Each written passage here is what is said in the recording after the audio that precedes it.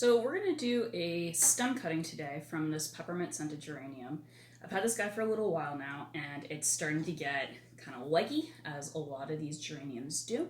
So this is a good opportunity to do two things. One, taking a cutting is going to prune the plant, and two, we're going to get some free plants out of this.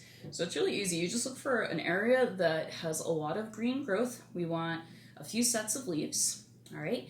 And I'm going to cut just above a leaf right here like this. All right. And what's really great about this spot here is actually going to start seeing some new bushier growth. All right, so it's a win-win situation. Okay, so we want to act immediately once we've taken our cutting. I've got my knife here that I've just sharpened and I have just cleaned. You want to make sure that you clean it so you don't infect your cutting. Some people use scissors or clips in order to do this. I like using a sharp knife because I find that with something kind of squishy like this geranium, the scissors or snips can kind of like crush the can crush your cutting. So we're going to use something very sharp to get a nice clean cut. Okay, so just a little bit of plant biology here. We've got some parts of the plant that are really important for this process. So this long part here between the leaves is called an internode. And then this part here, right where the leaves are, is called a node. And this node part is really exciting because this has cells that can basically become anything in the plant. So when we took the cutting, we basically like pruned the plant. That area there is going to become new growth. All right, when we take our cutting and we stick it in soil, that area is going to become roots.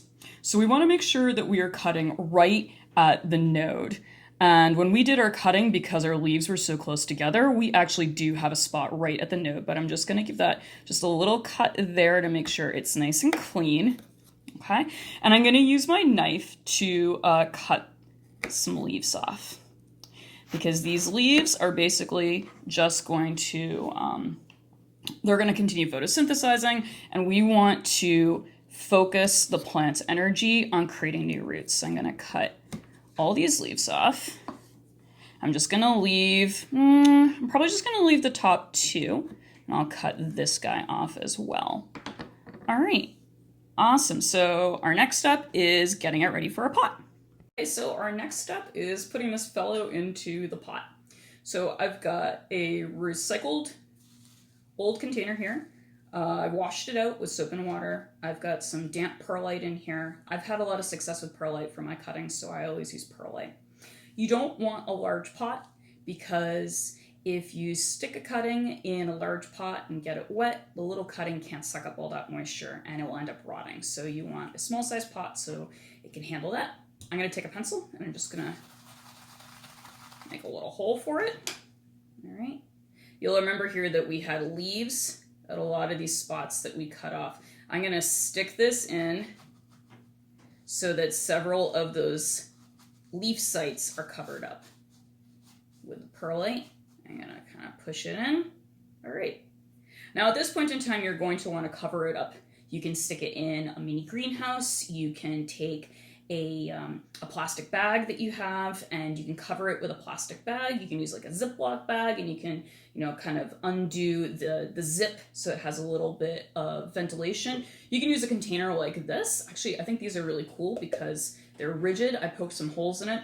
This guy is not going to fit in this container, so I think I'm going to use my mini greenhouse. And you're going to want to put it someplace where it will get some bright sunlight, but not direct sunlight so that it cooks. Okay, so some indirect sunlight. Now, how do we know it's done? You're going to check it out. I'd say every few weeks. You're going to look down below. It's dripping because the perlite is so moist. But when you see roots coming out of the bottom of the pot, you know that your cutting has been successful. So there you go. That is how you do a stem cutting.